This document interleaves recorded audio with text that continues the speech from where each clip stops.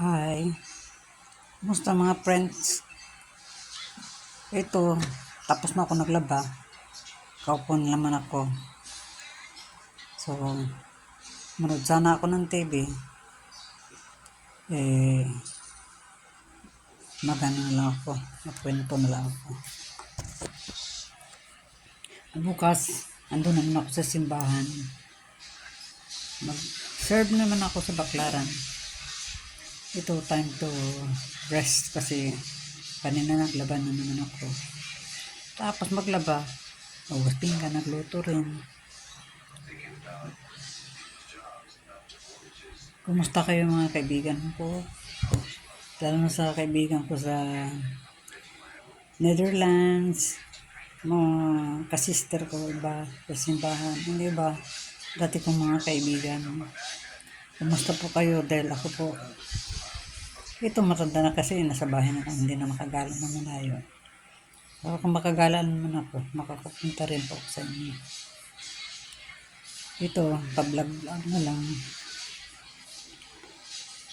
Walang araw, ganito talaga pag matanda na tayo. Kasi may stress, hindi mag-tiktok na lang pag umaga. Sa terrace, nagdidilig. Hindi nagluluto, hindi napapakain ng mga pusa. Yan lang daily routine ko pag nasa bahay. Pag pagod na ako, kasi walang katulong eh. Sana naman, ganito na-enjoy din ako. Hi, Mita.